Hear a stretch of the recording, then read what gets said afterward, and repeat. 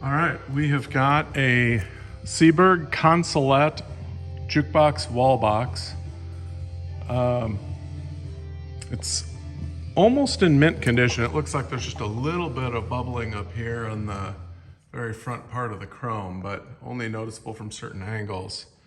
Otherwise, the chrome is just perfect on this thing. Glasses are all perfect, not a crack anywhere.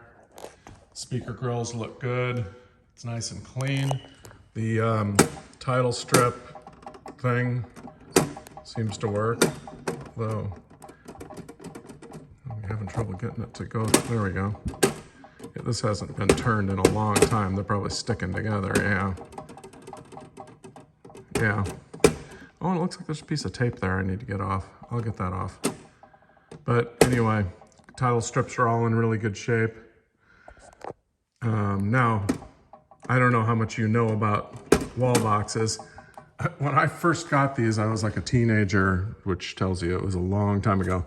I was so dumb, or at least ignorant, that I actually thought that these played music, like there were records in this thing somehow, and that I had just somehow lucked into this mini jukebox. I learned quickly that there is nothing in here to play music. There's speakers, and I think there's like an auxiliary amplifier, and there's some electronics for selecting, but that's it. This thing, and there's the coin acceptance and all that. So it's everything about a jukebox except the actual turntable is in here. So you've got to wire this up to a jukebox. Now, this is a Seeburg, so this will wire up to any Seeburg jukebox, I believe. I don't know how to wire it up because I've never done it, but I'm sure that information is readily available on the internet. You just got to get this thing open, and this particular one doesn't have a key, but it has a key number there, S681. I'm sure that key is available online. Then you could open this thing up or just drill the lock, but I've had other ones of these where I've taken them apart, and they're pretty intricate inside. They got a lot of electronics in them. So basically, I'm sure you can figure this out, but you make your selection here, and it sends the selection signal to the main jukebox, and then the jukebox starts playing the record, and it sends the audio signal back here, and then you can control the volume with these buttons, and you've got stereo speakers here. So this might be one of the first, if not the first, stereo wall box. The older round ones, I think, only had a single speaker on them. So this is kind of cool. And then you would have a diner or a truck stop where you had one of these on at the end of the table on every single booth. And then when you're eating lunch, you can pick which songs you want to hear. Now, I'm not sure how it worked electronically as far as, you know, you pick a song and the guy at the table next to you picks a song. I know that the jukebox can only play one song at a time, so it's going to play them in the order they were selected.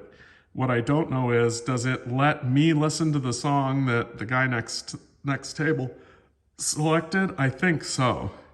I think when the jukebox is playing, everybody at every table gets to benefit from it, or suffer, depending on which song has been picked. But anyway,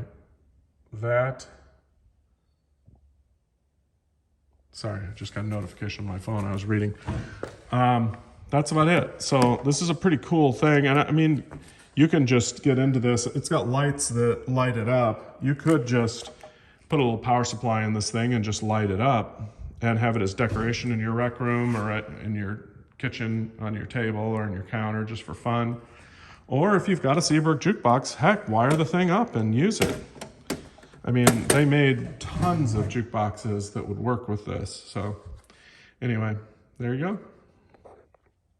Oh, and by the way, date-wise, I believe this one is somewhere between like 1959 and 1962, 63. I think that's roughly when it came out. By the way, I've got a jukebox in this sale that would work with that wall box. Here it is.